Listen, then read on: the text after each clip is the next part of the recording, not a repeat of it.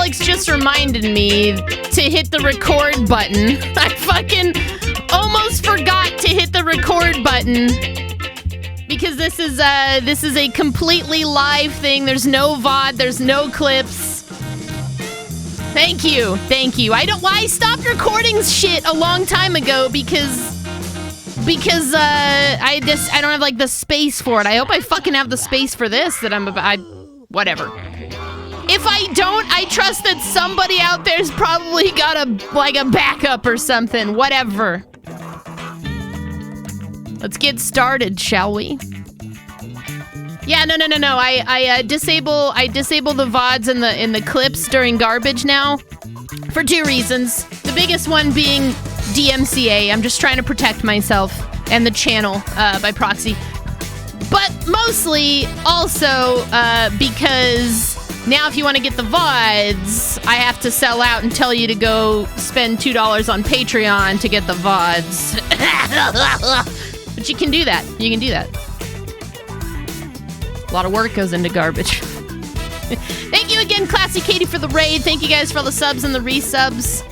Let's get this party started right, shall we?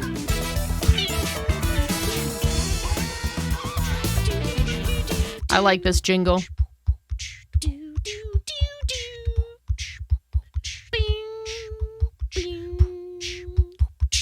Okay. So I know we haven't had, like, a garbage episode since, like, January. I distinctly recall the last time I did a garbage episode. I was actually going to air it the day that the insurrection took place, and I pushed it back because it just wasn't the time for it. I pushed it back by like a week or two, so we haven't had a garbage episode since January. And then February just kind of flew by, so yeah, we had to let it ferment a little bit, and ferment it definitely did. And now April's almost here, which is crazy.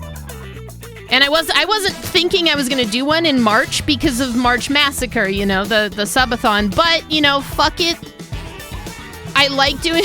There's a reason I do the show. I like doing it, so I pushed one out. I had plenty of stuff to work from, and anyways, let's not waste any time. Let's get into it, shall we? Our first story is that International Women's Day, or Women's Week, actually, International Women's Week recently passed. And Paris really set the bar for the rest of the world on tributary offerings to the almighty female race. Behold! The giant inflatable clitoris.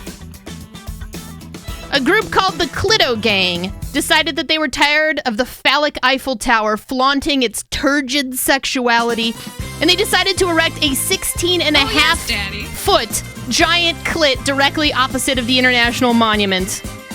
The group was actually championing the cause of International Women's Day by doing this, not as a joke, but as an overall celebration of women and their achievements in life. Social, economic, political, cultural, all of those are valid. They should all be celebrated, you know? So this mega clit was also set up as a conversation starter to get people talking about things like, you know, celebrating women, gender equality. Officially, the Clito Gang had this to say. They said the penis and the clitoris are treated differently. Your Clito Gang wanted to draw attention to the widespread sexual illiteracy with this action. 1/4 of girls don't even know that they have a clitoris, and 82% don't know that it's an erogenous erectile tissue at that, you know? Therefore, there is an urgent need to provide better education in schools so, you know, they know what they've got. There's more about this and kind of what they had to say in the whole movement. With a side of fries. Available in the link that JT is going to be providing, our Carl of the chat. So if you guys want to know what some of the reference links for these articles, I wrote this entire script, but I have a lot of reference materials. He's going to be linking those things. Pay attention. And if you miss any of those, I have show notes at the end of the episode. Anyways, yeah. Behold the giant clit. I haven't spent too much time actually looking at this photo, and now that I'm actually focused on it, bringing a tear to my eye. Anyway, Some of you may be too young to know what cassette tapes are, so allow me to enlighten you. Once upon a time in the not-so-distant past, we were in kind of a dark age. The light was coming, but we had yet to know its true potential. Now, back in these days, things like Spotify and streaming weren't even concepts that we had in the chamber. We listened to music through the radio. And the way that we distributed music was through recording it off the radio to cassette tapes, usually. Tapes were also sold. Those are the predecessor to CDs, and that's the long and short. That's kind of the history right there. Anyways, cassette tapes were the shit, and recently the Dutch engineer who invented them, as well as helped to invent the CD, he passed away. His name was Lou Ottens. He was 94 years old, and he touched countless lives and created so many cultural touch points, probably even unknowingly so, that a death of this magnitude actually should feel bigger than it is, you know? So let's give a salute and chat to Lou. Rest in peace, and thank you for what you've done for the world, you know? Thank you. So in other women empowerment news, Mrs. Dash recently changed her name. Not Stacey Dash of Clueless, despite anything she's done recently, you know? All I remember her as is the chick from Clueless. Anyways, I'm referring to the popular kitchen seasoning, simply titled Mrs. Dash, or formerly known as Mrs. Dash. After 37 years, she's finally decided to cut loose the bounds that hold her down and drop the Mrs. There's no specific reason by the manufacturer B&G Foods as to why the name change was ushered in. The company did offer up the explanation that Dash has a more broad stroke meaning to the culinary arts, signifying one's ability to be able to use a few quick seasonings or a dash to pep up any meal. Now, Mrs. Dash's humble beginnings perhaps shed light onto the names coming to pass. Back in 1987, creator Carol Burnick wished for a salt-free way to add more intense flavors to her and her family's meals. She was also behind a butter replacement from the past called Molly McButter. So I'm just guessing that Carol just likes to name all of her shit in a quasi-personal, kind of like feminine way, you know? Like all the shit in her house just has a female name, you know? Molly McButter, Mrs. Dash, Sally McSockies, or, you know, whatever. Anyways, she probably calls her eggs some shit like Bernice Round Shells, you know? Her oatmeal's probably named something like Madam Cinnamon Spice. She's naughty or nice, you know? Classic Carol. Now, I had 2 deep dives that I had to go on. I'm trying this new thing where I go deeper into a subject matter for garbage of the internet. Not just for YouTube content, but also because some of these topics deserve a little bit of a deep dive. Now, our first deep dive was one that I expected to go on, and it is a doozy. Get ready for it. Elizabeth Banks was recently slated to direct a Cocaine Bear thriller in the near future. Let's process this. Let me get a drink. We gotta get into this. What does that even mean? Correct, yeah. So I naturally did a little deeper diving into this because I needed to know more about this story. The words Cocaine Bear are a combination that I wasn't expecting to work so well. You know, like peanut butter and jelly, or macaroni and cheese, or popcorn and milk. Wait, what? No, shut up. What I came up with was a recount of the tale from an investigative reporter named Sally Dunton, who wrote a book called The Bluegrass Conspiracy, an inside story of power, greed, drugs, and murder, which alludes to the Cocaine Bear being a smaller part of a much larger story. How could Cocaine Bear be smaller in this story? You know? How could Cocaine Bear possibly be the smaller part of this story? Let's get into this. Sally originally broke this story in the 80s when news of a bear that ate 75 pounds of cocaine in the Chattahoochee Natural Forest in Georgia crossed her desk one fateful day. Through her job as an investigative reporter, she was able to track down and link this whole story to a drug smuggling operation that was headed up by a guy named Andrew Thornton, not McThornton, Andrew Thornton, a former narcotics officer turned criminal whose body turned up somewhere in Tennessee. Now, prior to his death and his eventual departure from law enforcement, he actually tried to become a lawyer, And I have to wonder if... Not that. Drawing from reserve power. Not that. I have to wonder if the getting into law practice is what eventually led him to getting hooked into the drug smuggling as a career, or if it was something more like, when he was a police officer, he decided, he was going to become a dirty cop, A federal indictment from that period of time suggests the former, and I suppose that the movie's probably going to get into more of that through the plot line, Surely it can't just all be about the bear, right?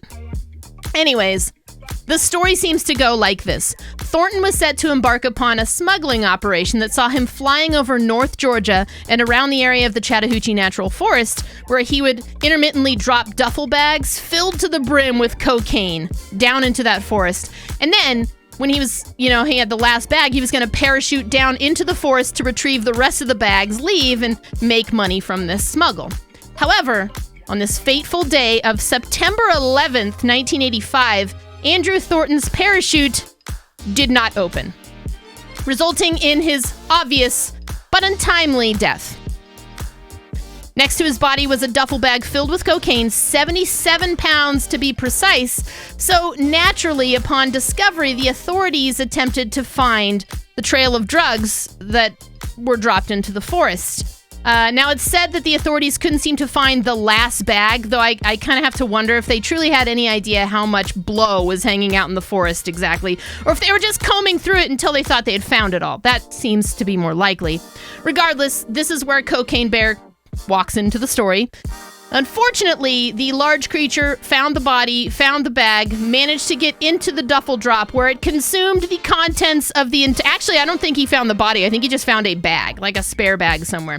He consumed the contents of the entire bag and then probably almost instantly died.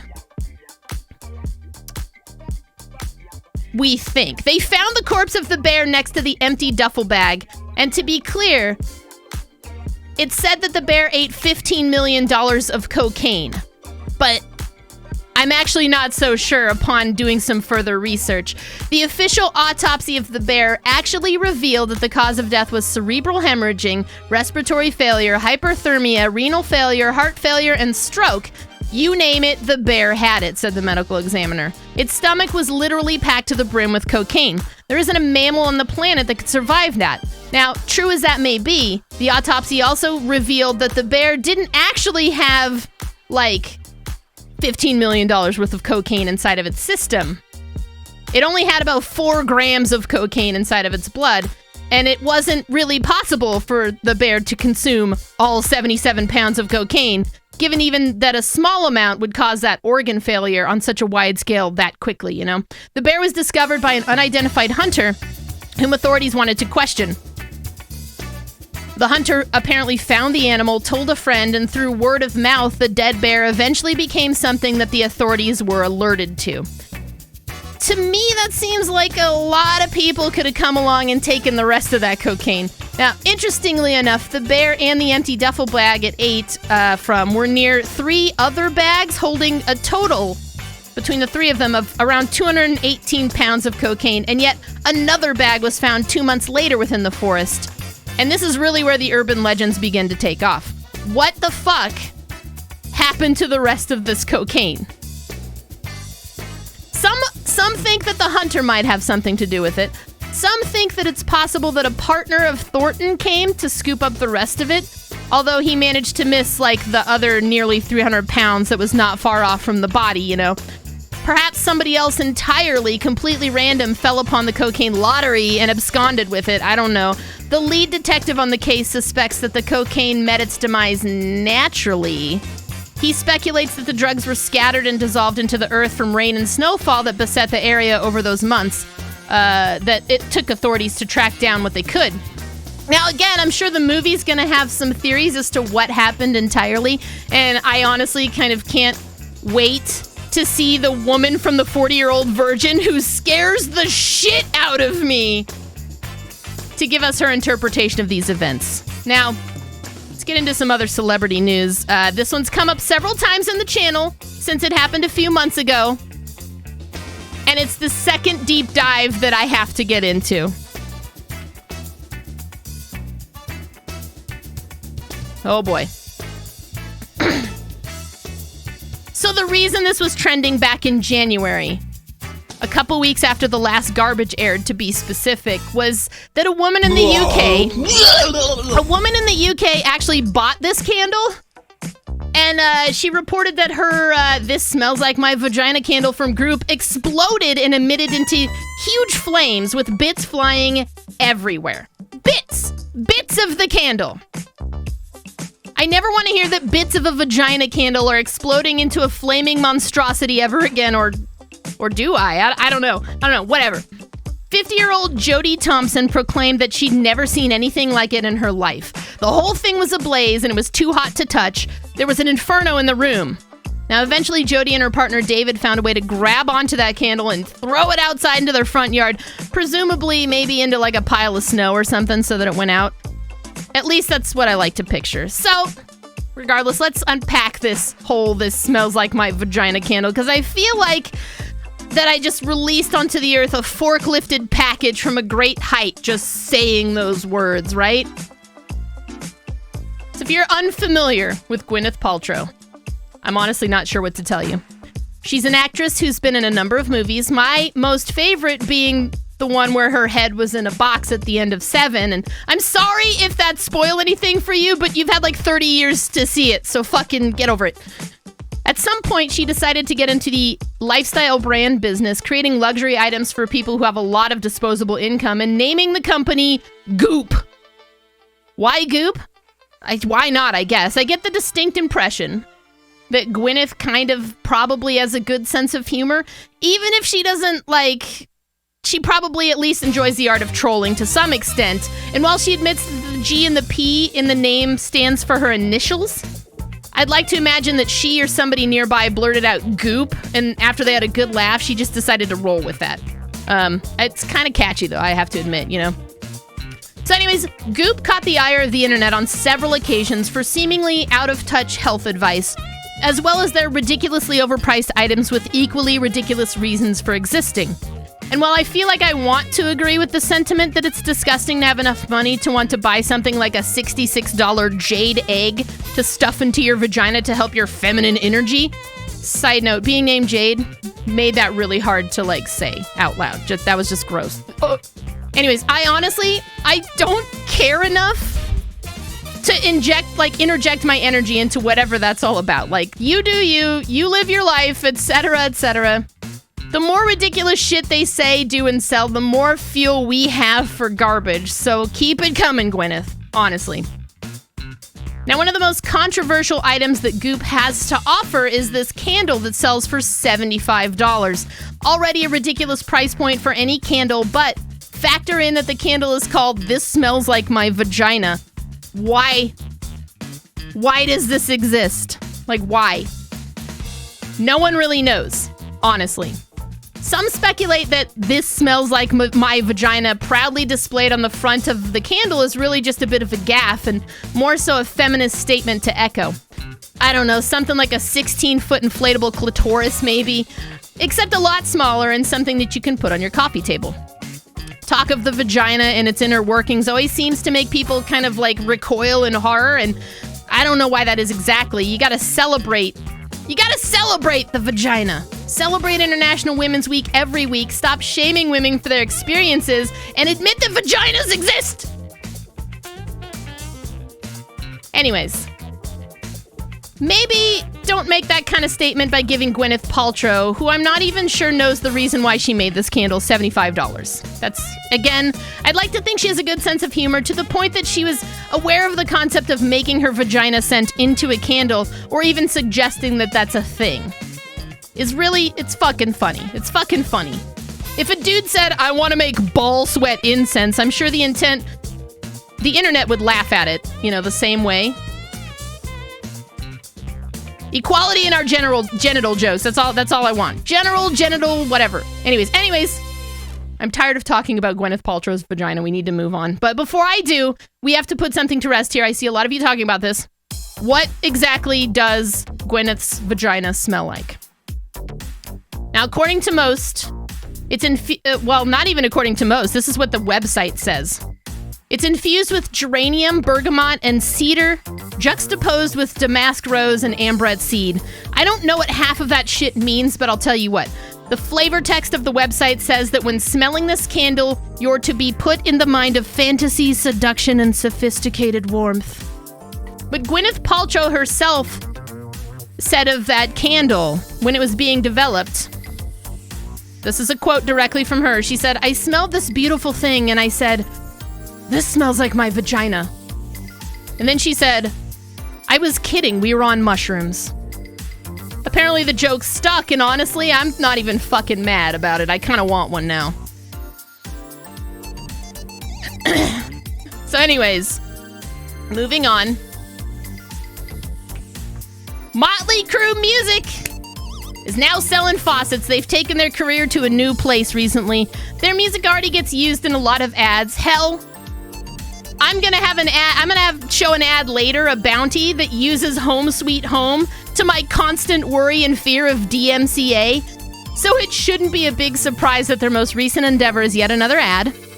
Delta Faucets are using the 1989 song Time for Change from the album Dr. Feelgood in their very wholesome ad. And I don't honestly know why I threw this story in here, but you know what? Let's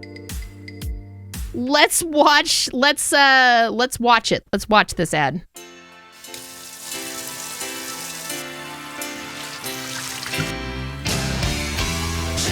Turn your dish dodgers into helping hands. Your toothpaste tyrant into a responsible rinser. Or your cat into a cat that likes water. See what change can do. See what Delta can do. Punk rock? I don't know. Again, I don't know why I threw this in here. I guess I thought it was funny at first, and now I just think it's stupid. Moving on, speaking of punk rock, our favorite member of Blink-182, Tom DeLonge, is selling equipment. We love him here. So when I first saw the story, I got slightly worried. Is Tom okay? Does he need money? Are aliens and UFOs working out for him? You know? I think he's fine, though, and all that stuff's okay. Tom just wants to help aspiring musicians out and maybe pass along some good vibes as well. Tom DeLonge partnered with popular music equipment reseller Reverb to open up a store to sell some gear from both his Blink-182 days and his Angels and Airwaves days. He said, I pasted this quote in here, but we're going to watch the video where he says all this shit anyway, so I'm just going to play the video. What's up, everybody? I'm Tom DeLonge. You might know me from the band Blink-182. Maybe you know me from Angels and Airwaves. But I'm here to talk about something kind of cool. Over the years, I've collected so much gear, and I've used it all, and we've used it. We use different things on different albums and different tours or whatever, but now we are like kind of overflowing with this stuff. We kind of need space.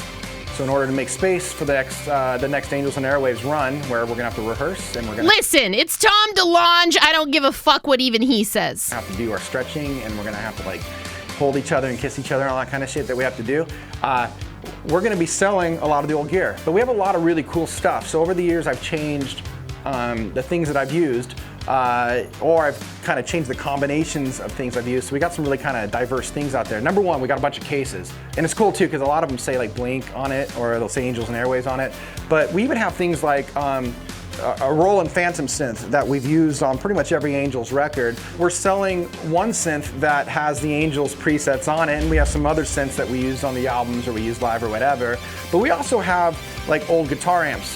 For example, these over here, these JMPs, and the Mesa Boogie Triaxis. I mean, I used to mix these together and toured for many years through Blink with these pieces of gear. So we had a whole bunch of them that were in the road cases that traveled around the world with me. Sir. I think that's really cool. There were various prosthetic parts of my body.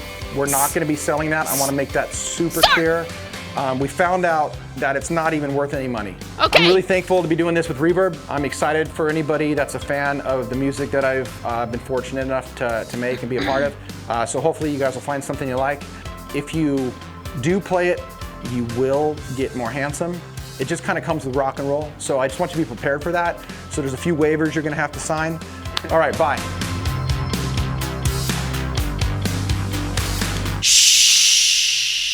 The store's not live yet, at least of the writing that I made of that yesterday. But if you are interested in getting a piece of Tom DeLonge's gear, be sure to check out the link that JT's going to provide. Sign up with your email to be notified. And we're not sponsored by Tom or Reverb. We just love him here. We just love him. In other entertainment news, apparently Pepe Le Pew has been canceled. And Miss Piggy is under fire now. Now, as a side note, I'm actually really tired of the outcry of things getting canceled, quote unquote, whenever something comes under fire, because it's valid to examine past behaviors in the wake of re-examining overall societal changes.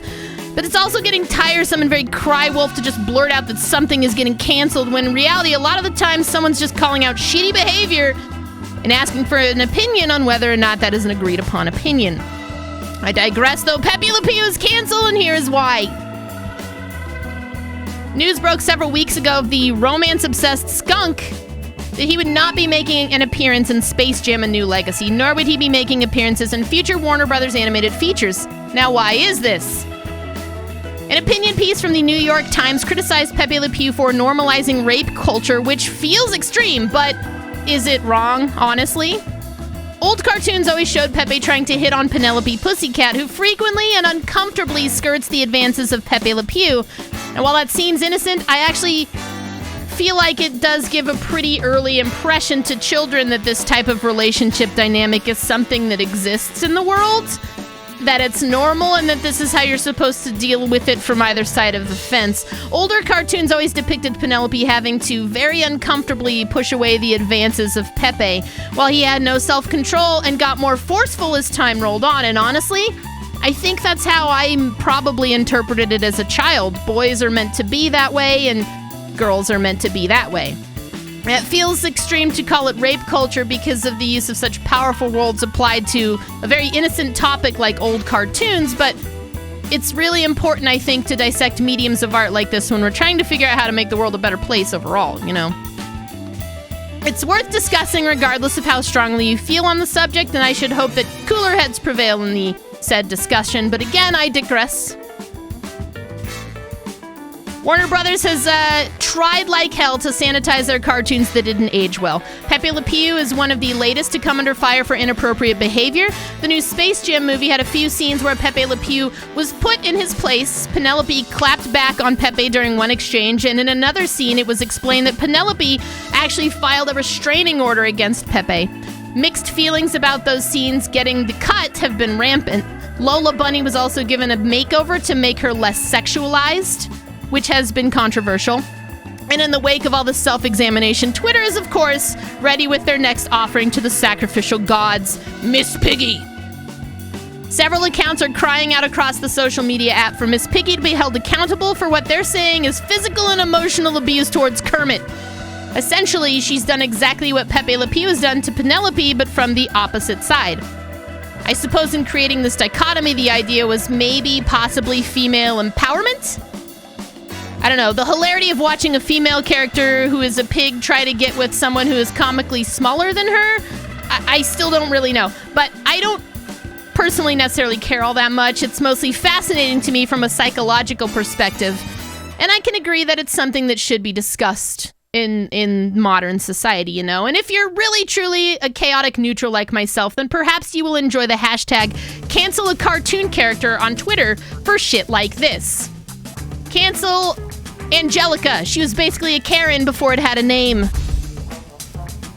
Or maybe cancel Clifford because he used steroids to grow and profited off of his illegal drug use. Or maybe cancel Patrick Star because he's confirmed to have killed at least one person. Anyways, let's fucking move on from this one, please. The Is it Louis or Luis Toussaint? Toussaint? Whatever. The Waxworks in San Antonio. I've been there. They recently removed the Trump wax figure from the show floor after patrons of their museum kept punching it in the face a lot and scratching it. Regional manager for Ripley Entertainment, Clay Stewart, who owns this museum, he's stated that the Trump wax figure has been beaten so badly that it's left deep marks on the face. He said, "We've always had trouble with the presidential section because no matter who the president is, Bush, Obama, or Trump, they've all had people beat them. People are just aggressive about their political party." I just wish I had a picture of the damage, to be honest. That would be great. Okay. Fashionistas in the chat, raise up. Would you or would you not buy the slimy feets?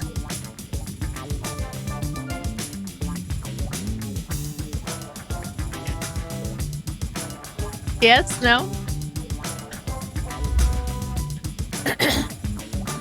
Okay. JT's got a link for you then. How about these? I fucking know I would buy these. Kamos Cosmetics have launched a crowdfunding campaign for these metal motherfuckers, and I hope they reach their goal so that I can really complete the image of using a red bath bomb. Anyways, there's a video about them.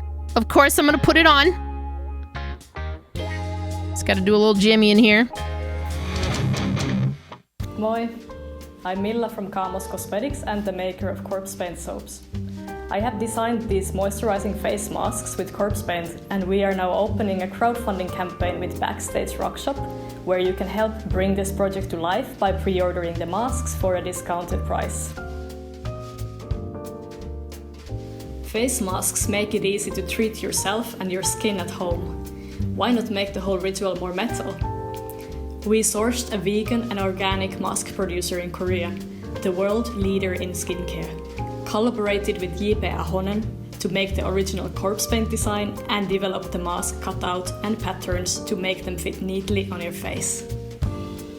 Now that everything is prepared for production, you can help us take it to the next step by pre-ordering your own corpse paint mask packs. For small companies, taking pre-orders is a low-risk way of reaching the minimum order quantities for production. The crowdfunding campaign is open for 1 month and has special early bird discounts. Everyone who orders a mask bundle during this time also gets a limited edition pin designed by J.P. Ahonen.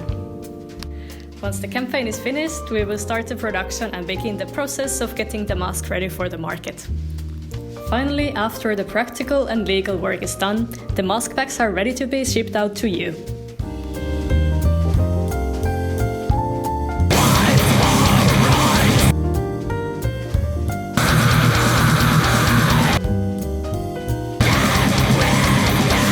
We have prepared 2 brutal mask designs with premium ingredients, moisturizing rice bran and soothing green tea. They are Kamos' first products for metal self-care, and we hope to bring you many more in the future. If you would like to support our project, you can see the pre-order bundles on Backstage Rockshop, follow our story on our website. Yeah, I think I gotta do this. And please tell your friends if you think they should know about this. Well, I'm telling my friends. I hope to see the masks on all your faces soon. I'm telling all my friends right now. She said everything that really needs to be said about this. Crowdfunding will take place for another month, April 18th to be exact. So if you're actually truly interested like I am, get your pre-orders in today.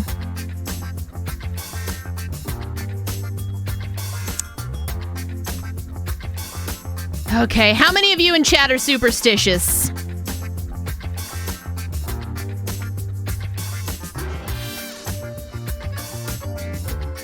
I still have a pretty stupid habit of kissing my fingers and touching the visor in my car when I go through a yellow light, and I don't really know why. I think at this point it's just a reflexive thing.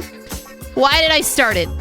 I don't know about that either. I also knock on wood, yeah. I think back in the day someone got me doing the thing with the visor for good luck. That's the first one that came to mind when I was reading this, or writing this out, though, so I'm sure there's others. Like I said, I knock on wood. I still knock on wood. Apparently, I'm just kind of a superstitious person. Apparently, 65% of Americans are also reportedly superstitious, with 83% of people believing they've experienced good luck in their lives, while 50% have stated that they've probably experienced a lot of bad luck. Now, if you're unsure as to whether or not you're superstitious, I have a list of common superstitions that exist by U.S. state, courtesy of Addie Bink from Nexstar Media Wire. Let's get into these. If you're from Alabama or Alaska, you probably like to throw salt over your shoulder. Arizona, owls are a bad omen there. Arkansas is also a throw salt over the shoulder. California, lucky pennies. Colorado, Friday the 13th. Connecticut throws salt over the shoulder, so does Delaware. Washington's all about Friday the 13th. Florida thinks ladybug landing on you is good luck. So does Georgia. Actually, I think just a good luck ladybug if you see one. Hawaii and Idaho throw salt over the shoulder. Illinois thinks horseshoes are good luck. Carry a good luck horseshoe. Indiana likes the lucky rabbit's foot. Iowa likes the lucky pennies. Kansas and Kentucky, Maine and Maryland all throw salt over the shoulder. Louisiana likes the lucky rabbit's foot. Massachusetts is the four-leaf clover state. Michigan likes lucky prime numbers. Minnesota thinks Friday the 13th is a no-go. Mississippi likes the lucky rabbit's foot. Missouri likes lucky prime numbers. Montana and Nebraska think bad luck comes in threes. Yes, we do. Nevada likes lucky prime numbers as well. New Hampshire, bad luck comes in threes. New Jersey, good luck ladybug. New Mexico, lucky prime numbers. New York, a black cat crosses your path. That's bad. North Carolina also believes in that. North Dakota and Ohio think throwing salt over your shoulder does some shit.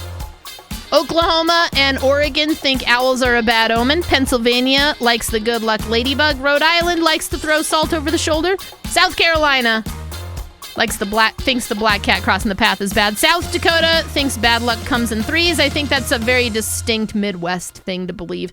Tennessee doesn't like Friday the 13th. Texas likes the lucky pennies. Utah likes to throw salt over the shoulder. Vermont says bad luck comes in threes. Virginia hates Friday the 13th. Washington believes in the lucky rabbit's foot. West Virginia and Wyoming throw salt over the shoulder. And Wisconsin thinks bad luck comes in threes as well.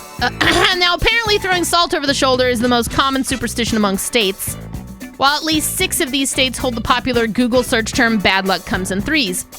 Florida was the only state that reported its top superstition to be a ladybug landing on you, while Massachusetts was the only one who truly believed in the luck of the four-leaf clover.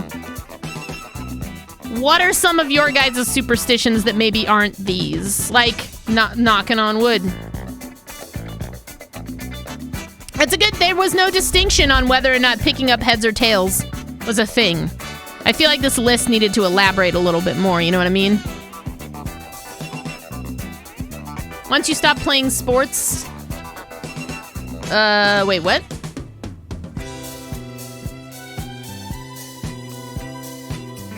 You don't subscribe to... Yeah, the bad luck comes in threes thing, I think, is pretty standard for, like, Nebraska.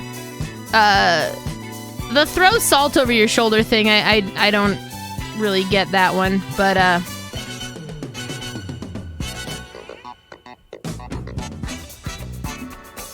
you don't open umbrellas indoors. You know, I've never thought about that one either. Anyways, we got science updates coming up.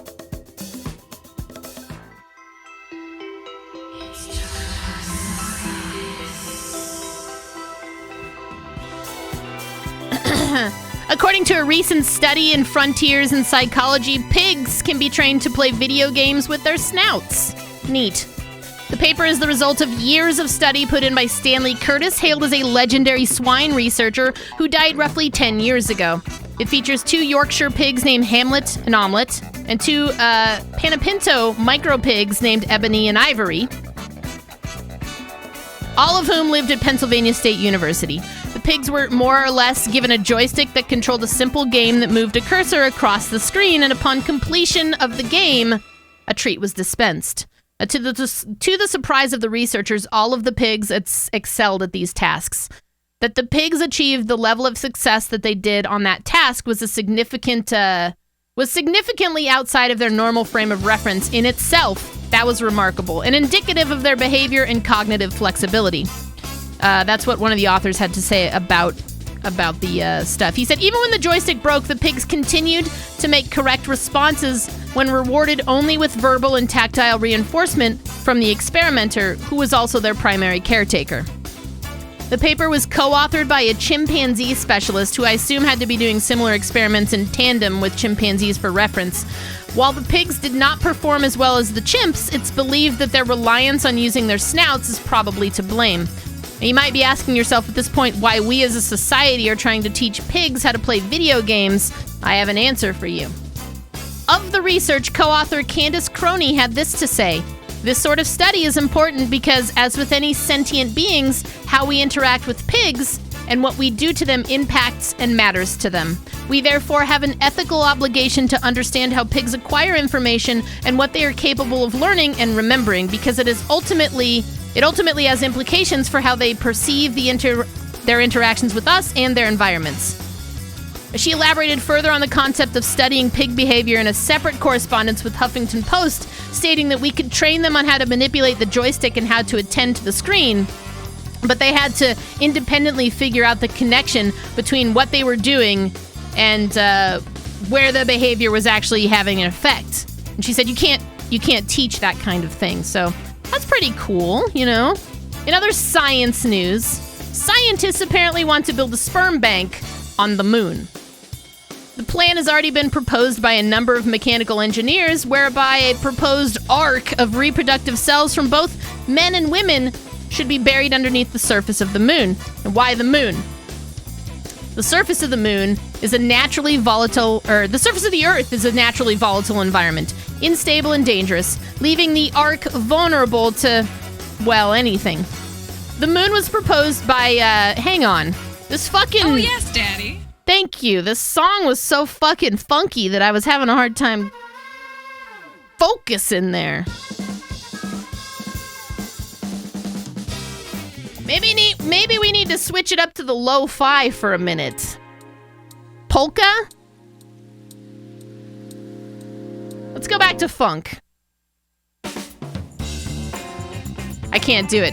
Anyways, the moon as a sperm bank was proposed by Jekun Thanga. I probably butchered that name, but they're from the University of Arizona, and they wrote a report titled Lunar Pits and Lava Tubes for a Modern Ark. They stated that the simple act of placing them somewhere off-planet would perhaps jumpstart the long-term need for space travel. Thanga proposes that storing reproductive specimens in newly discovered lunar pits would, in essence, preserve the specimens naturally and cryogenically for another day, and in the event of endangerment. This methodology isn't out of the question either.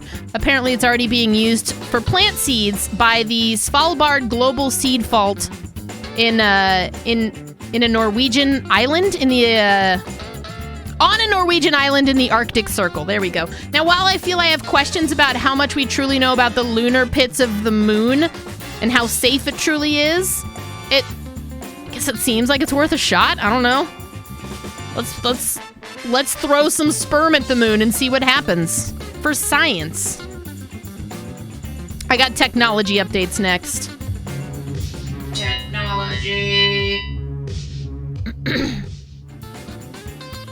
Guys, this is the most important technology update possibly ever. Technology has figured out how to run Doom yet another way. A published paper in 2011 in the journal Complex Systems 20, an unearthed finding suggests that using swarms of soldier crabs moving around in a plastic maze would create energy. The introduction of logic gates would create more energy. Through complex mathematics and a lot of shit that I don't understand, the paper concludes that 640,000 crabs would be needed in order to store one single tweet. One Twitter user looked at this data and extrapolated it into more relatable terms, concluding that you can run Doom on 16,039,018,500 crabs. Thank fuck somebody is doing the real meaningful work out here, right? manufacturer Kia recently warned owners of their vehicles to park them outside due to a fire risk. A recall was recently announced for several Kia Sportage SUVs and Cadenza sedans, applied more specifically to the models from the years 2017 to 2021. Apparently, the vehicles aren't equipped with smart cruise control, and they're the ones that are susceptible to bursting into fire. Which, yikes. But not necessarily because of the cruise control. I don't know. It appears as though the vehicles involved in the recall have some electronic circuitry underneath the hood that can short circuit, overheat, and just burst into flame. Yikes.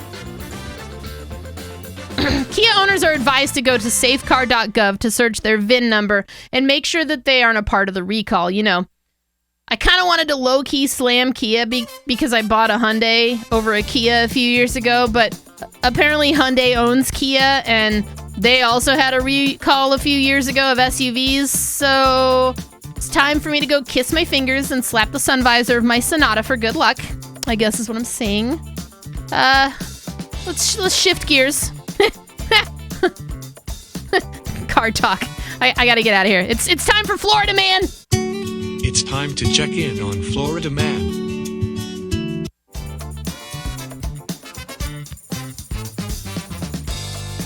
This Florida man was recently arrested for pulling out a package of dank gummies while searching for his ID for deputies. 40-year-old Demisio Lopez is currently facing drug possession charges after witnesses reported him at a local gas station. Lopez nearly hit a gas pump at a Circle K one night. Deputies arrived and found the 40-year-old asking for help to call AAA because his car would not start. For some reason. He couldn't find his keys, which begs the question, how did he almost hit the gas pump? What happened? I feel like there's a lot more to this story, but anyways, deputies asked for his ID, and instead, and by accident, Lopez pulled out a small bag labeled dank gummies during his search for his ID. He also pulled out another bag labeled medicated nerds rope. Lopez's explanation to deputies was that his girlfriend had been diagnosed with cancer and that she had a medical marijuana card. Perhaps this would have been passable, but he was also caught in possession of another baggie that was filled with cocaine. He was arrested on charges of felony cocaine possession as well as possession of a controlled substance. Now, we have long and always wondered who exactly Florida Man is, or was. But guys, I think I found him.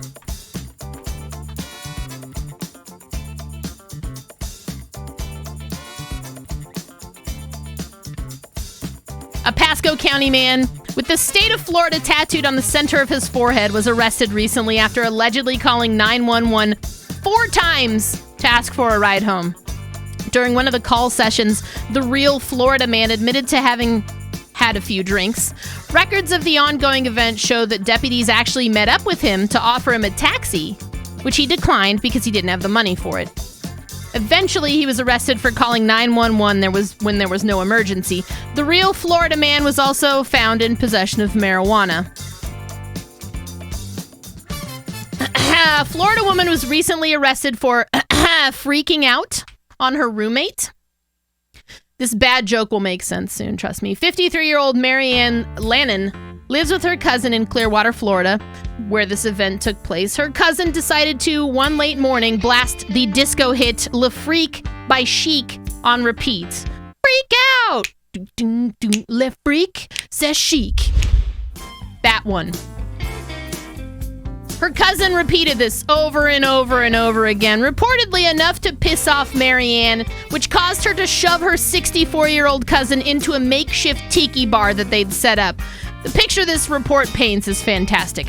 Her cousin ended up with a black eye after the encounter, and Marianne was arrested for domestic battery. And finally, straight out of Jacksonville, this Florida alien is still at large after being caught on camera stealing packages. I actually have some video of this. Let me see if I can pull it up here. Sorry, this video is unavailable. Don't fuck with me. Okay. Don't you fuck with me, video.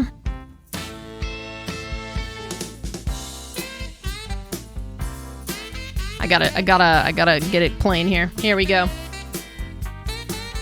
unidentified homeowner went out of town for a weekend when apparently a package was left on their doorstep by Amazon. Seizing an opportunity, an unidentified waddling alien decided that the time was right for them to take what wasn't rightfully theirs. And while I'd say they probably weren't suspecting to be caught on camera, I think that's exactly what they were expecting. Posting the video to Facebook, the homeowner also asks, "Does anybody recognize this person who stole a package from my door while we were away?" Super mad, but kinda hilarious. The package reportedly only contained pillows and tablecloths, and no police report was filed. They did, however, contact Amazon, who replaced the package. Jesus Christ. Okay. We're on to the next thing. We are on to... Meanwhile. Okay, so meanwhile, we have an update on Yuri Tolochko. You guys might remember this guy. If you don't remember him, that's okay. On a previous episode of Garbage, I brought him up. He married a sex doll, and the sex doll had to go away because it was broken for some reason that was never stated. And Yuri was kind of lonely. I guess the loneliness got the best of Yuri, who not only cheated on his wife with some kind of weird object that no one could specifically identify, and I meant to take a picture of that, but I didn't. Just know that it was like a weird plastic gray thing. Doesn't matter.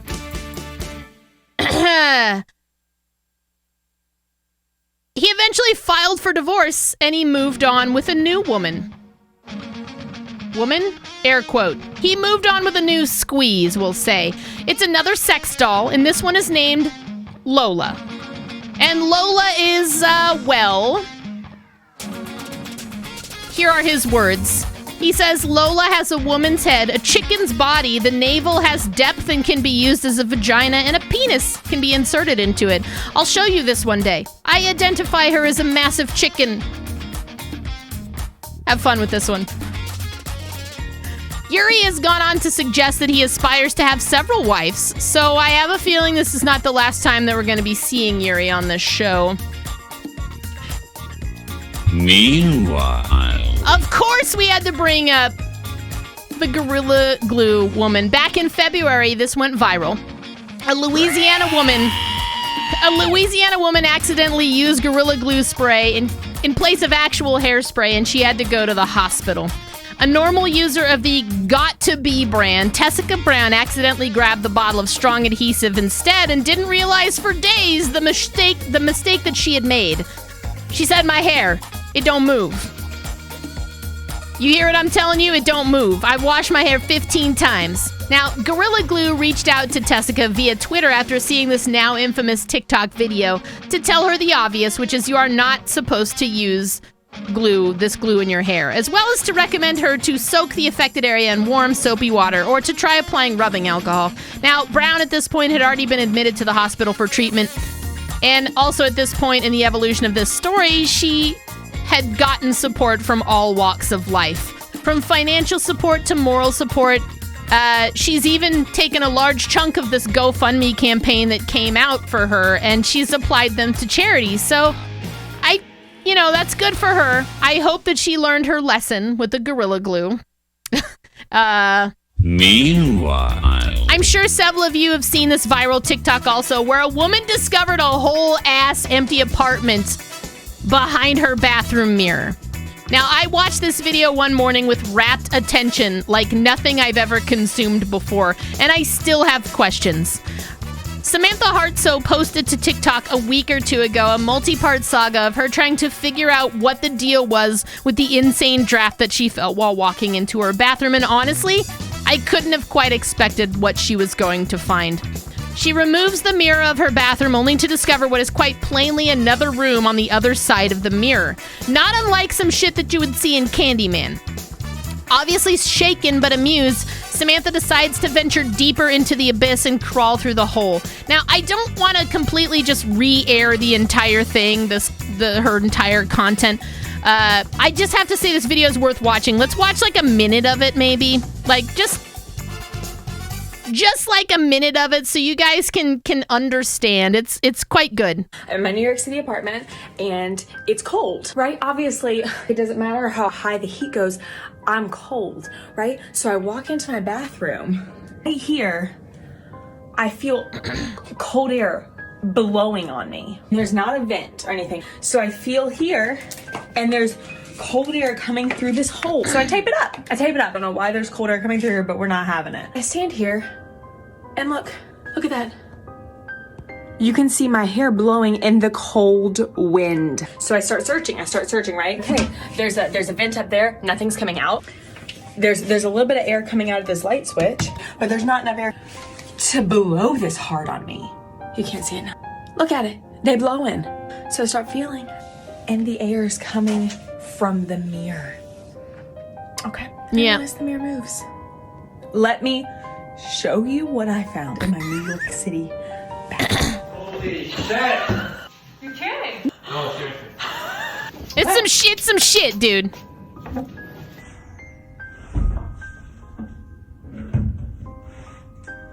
Like, what the fuck?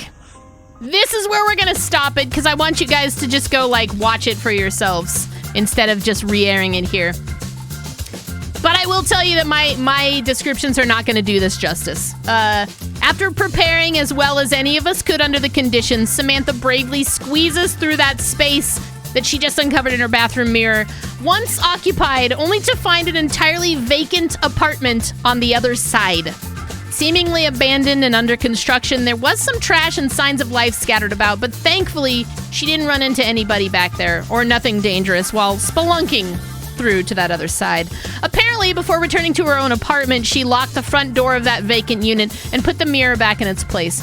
Now, her roommates rejoiced at the mere fact that she survived the trip, and frankly, so did I. The 4-part series, as of this writing, has a cumulative view of over 40 million, which is insane, and that's on TikTok.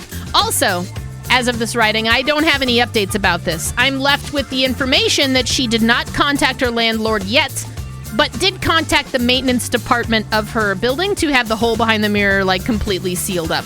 That's super wild. That's, like, super fucking wild to me. Meanwhile, A Louisiana woman she recently celebrated the first birthday of the incomplete road work that was taking place outside of her home. She even brought cake, balloons, and invited guests. She baked that cake. Yeah.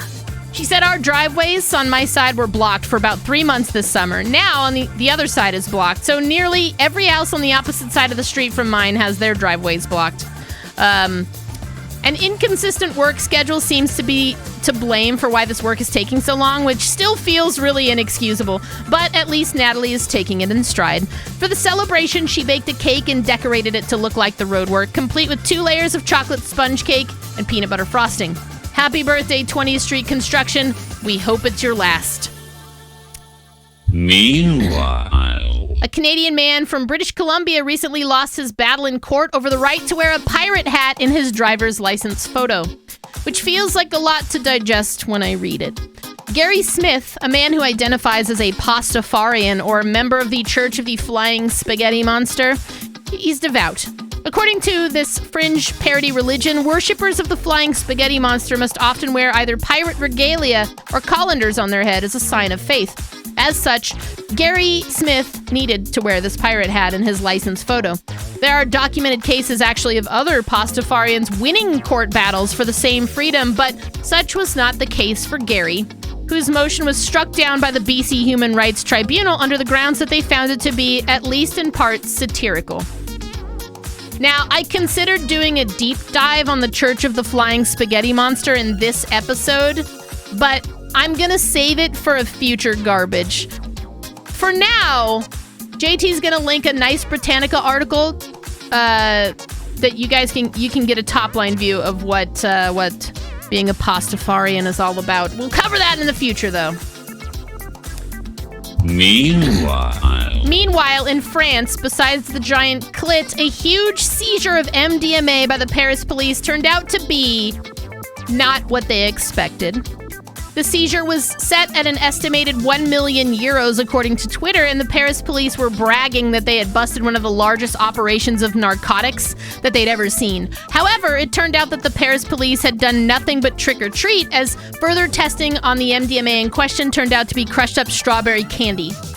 No word on why the fuck a group of people were crushing up Haribo candies in mass quantities seems to exist, which is honestly my question. What were they going to do with the results of this? Meanwhile, a Washington man was recently arrested for stealing a 400-pound slide from a playground. Dustin Allen Bushnell, pictured here, was arrested a couple of weeks ago, seemingly by complete accident, when a detective who was investigating catalytic converter thefts was instead led to the residence of Bushnell. The detective was given permission to search the home for these missing auto parts, but instead was greeted with a surprise: a giant slide from a playground that had been mounted to a child's bunk bed in this mobile home. Bushnell confessed to having sawed it off of a public playground set, repainting it, and then mounting it on that bunk bed. An ongoing investigation is currently taking place, and Bushnell is facing charges for theft of, at least for now, the slide. Meanwhile, a man recently biked over 2,500 miles from Washington to Ohio for charity. Ruben Lopez decided one day that he had to do this. It was his destiny, and so he set out to raise money for Yemen by biking across multiple state lines to go from the starting destination of Poo Poo Point to his end destination of Pee Pee Creek. When all was said and done, Ruben raised over $5,000 for the Yemen Relief and Reconstruction Foundation, and he also came across Sharts Road. Meanwhile, another man recently sat in bean dip for over 24 hours to save his favorite restaurant. I say another man like I had another story about this, but I don't. Just this guy did. Anyways, Hunter Ray Barker loves Los Toros Mexican restaurant in Los Angeles so much that he felt the need to do anything to save it from potential closure.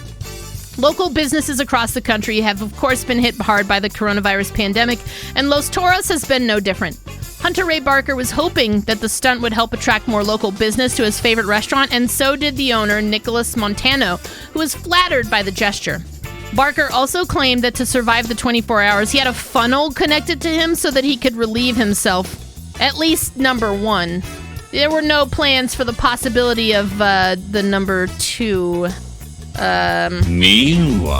Meanwhile, German police were able to solve an old burglary with the help of a very unlikely ally. DNA was extracted from a half-eaten piece of sausage that was linked to a suspect that was detained in France for unrelated charges. The sausage was a piece of evidence taken from a 2012 crime scene involving a home break-in, where police found a sausage that both victim and burglar had eaten from. Weird? I don't know. The leftover sausage was cataloged and stored in the system for a rainy day. The rainy day hopefully being when the criminal was brought to justice for burglaring a home, but also eating an already half-eaten sausage. What the fuck, dude? Anyways, fast forward to recently when a 30-year-old man detained in France was arrested for unknown charges and processed through the system, and suddenly, bing, the sausage DNA produced a hit to the very same man. Unfortunately, the statute of limitations on burglary in Germany for this particular case has expired, so the worst case scenario is that the suspect will not really be charged with anything from the burglary. Meanwhile, a large turkey in California finally decided that it had enough. A dental office employee was having a normal day at the office when, out of nowhere, a turkey crashed through the window and started to fuck up the walls and the furniture. Donna McDonald didn't have a farm so much as she nearly shit herself when this happened, claiming that the bird entered the window with so much force that she thought that it had been thrown in. Theories for why this happened seem to mostly revolve around the bird seeing its own reflection and attacking on sight. I also don't know if anybody in the audience has ever seen turkeys during mating season, but they're fucking terrifying. They frequent the area that Trav and I live in, and I've seen male birds all fluffed out and terrifying looking, huge, chasing these female birds around in an almost buoyant fashion. They're floating around like fucking revenants with their chests all puffy and gobbly. You know the fucking the wraiths in Valheim, how they just kind of float down? That's exactly how puffed out male turkeys in heat look. It's awful. I'm fucking scared of turkeys, man. Meanwhile, who else in the audience has had enough with spam mail? Not the kind that ends up in your email. I'm talking about, like, the stuff that comes to your house.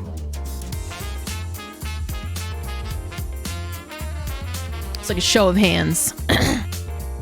I can't believe the amount of paper waste that goes into this annoying shit, and seeing stories like this almost make me angry about it. But anyways, a man recently took to Reddit when an interesting but annoying anomaly that he had been experiencing, kind of hit ahead. Explaining in his own words, he said, "Back in December, I started receiving replacement debit cards. They'd show up one or two at a time every few days. I called my bank several times, but the card issuance is handled by a third party. The only difference between cards is the expiration date, and I think the CVV on the back, which are sequential.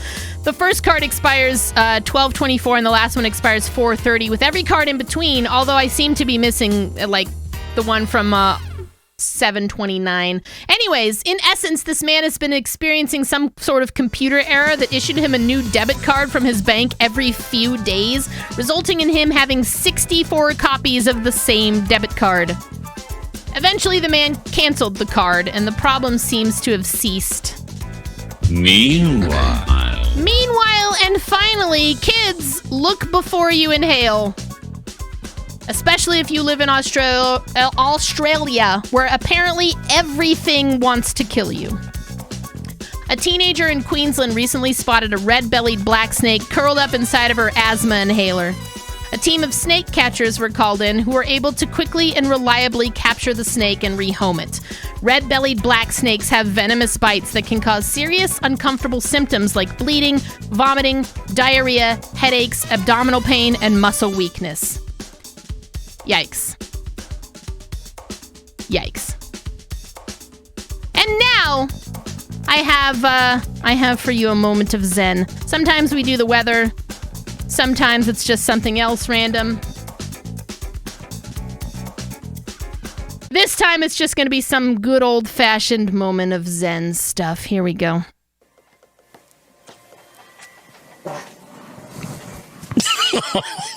Jamen for... Du er så klam, altså. Der kom sovs med i buksen der, altså.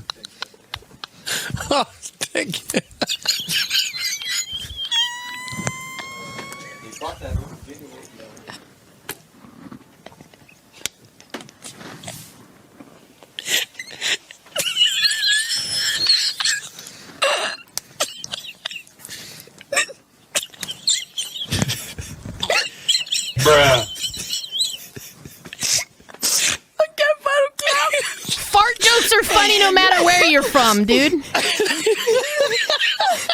Ved du, hende du slår den, at den er så lang?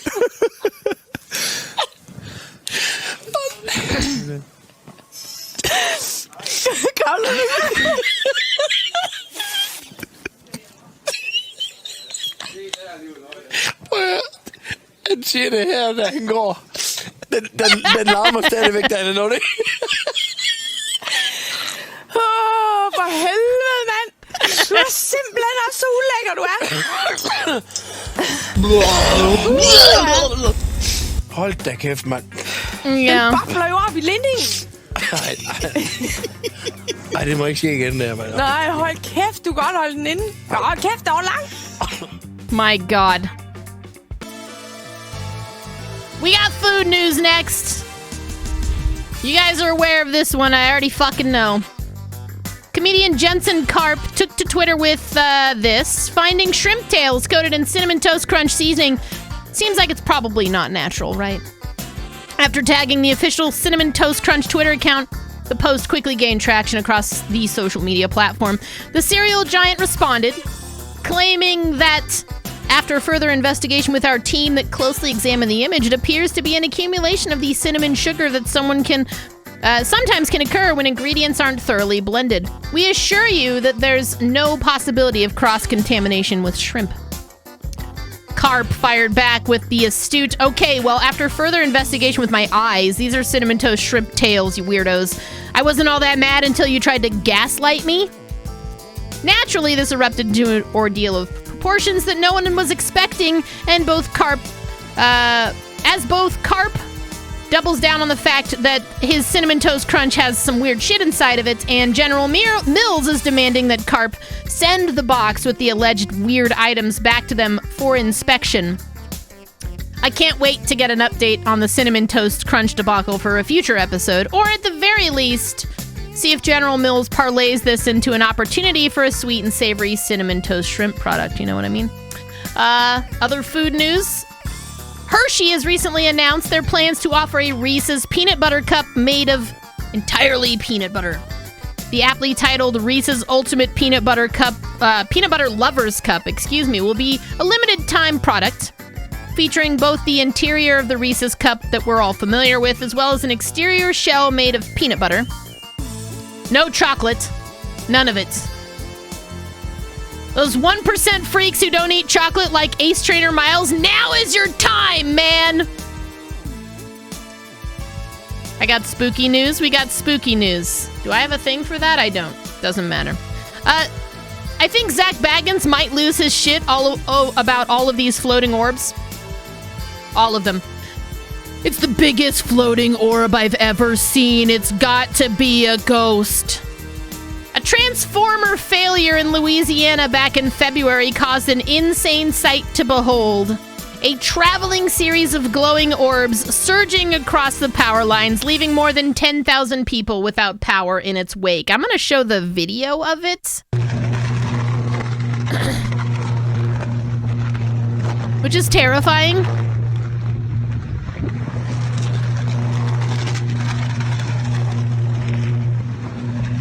I don't like it.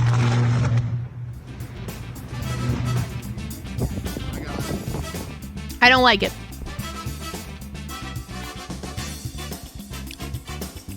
In other spooky news, check out this tight cave entrance. I got a couple videos of it too. Let's check those out. Use both. It was tight with one arm. Come on up. Anytime. Lights yours. Oh, my light? Yeah, that's yours. Oh, hell no. Yeah, brought us. Hold on to it for right now and just scroll that stuff. He got the arm out, was over the sticker bush. This cave entrance is located at the Deep and Pumpkin Nature Preserve in Texas. Excuse me. I'm fairly sure whatever is going on down there is exactly what the movie The Descent depicted. That's a hard pass from me. That's like a hard pass from me. But also, there's other footage. There's footage of somebody trying to enter this head first. Why?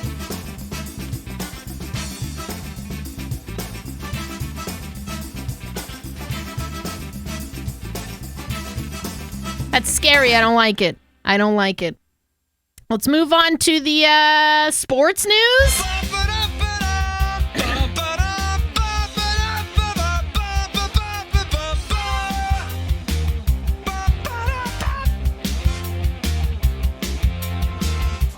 Perfect. Okay, so first bit of sports news is less sports news and just kind of weird. Justin Bieber recently wrote a love song to the Maple Leafs hockey team. I'd play it for you, but I would probably get into trouble. The song is called Maple Leafs Love Letter. It's actually called Hold On. I'm going to read the lyrics instead while showing a picture of them all together, so here we go.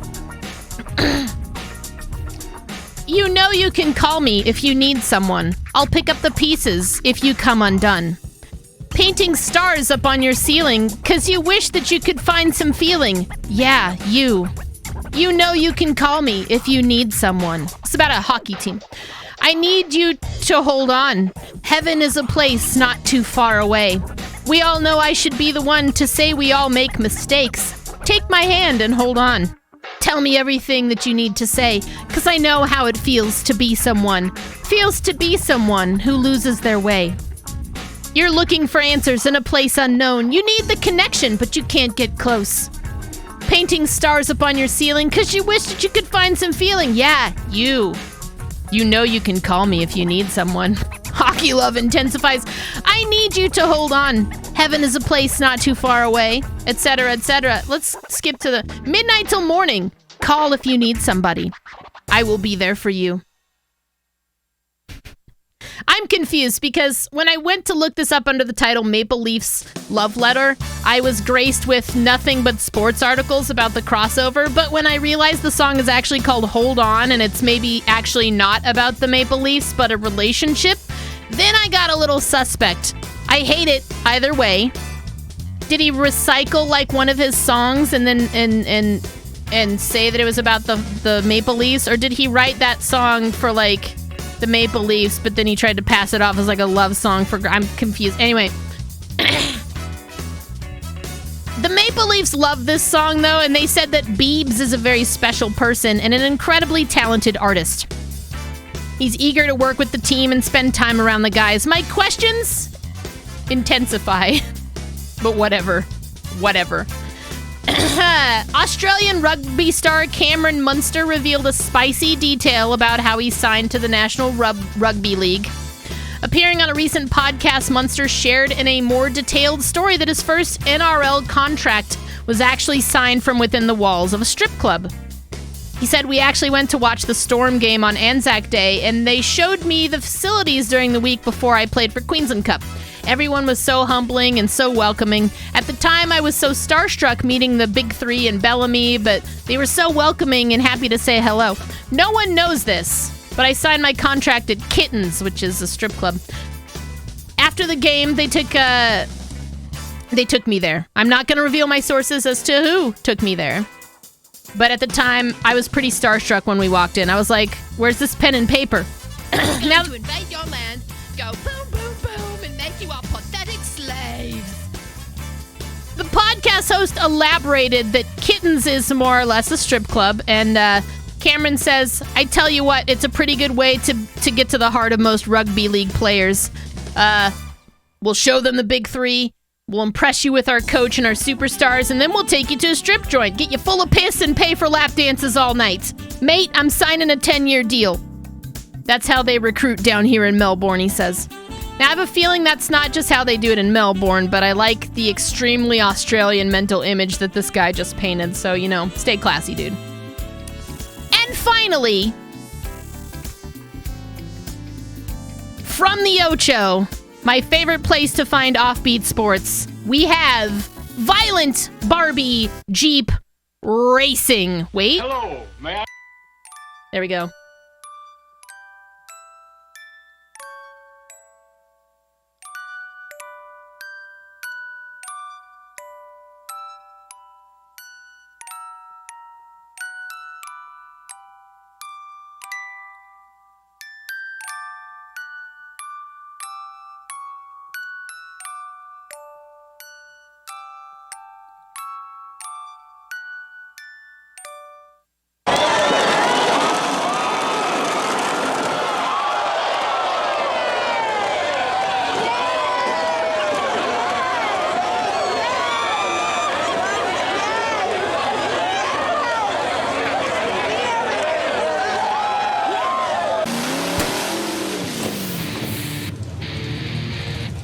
My God.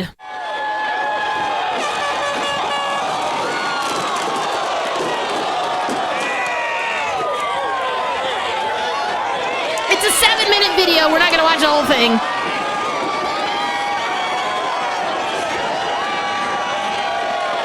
Next mod night.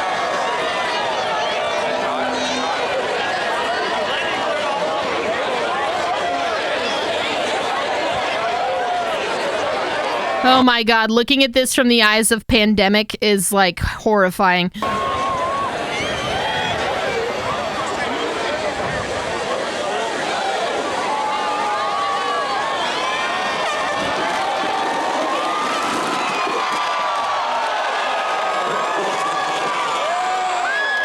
be fair, I don't think that they did this during the pandemic. I'm just saying, like, looking at the past from the future, you're just kind of like, oh my God, remember when we could do this?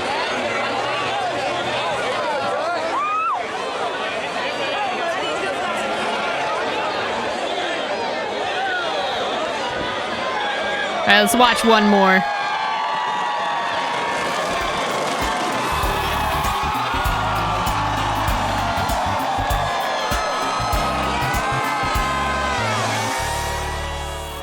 My God. Well, that's Violent Barbie Jeep Racing, and if we can find a video game that's like that, probably Wreckfest is the closest thing we're gonna get to that, huh?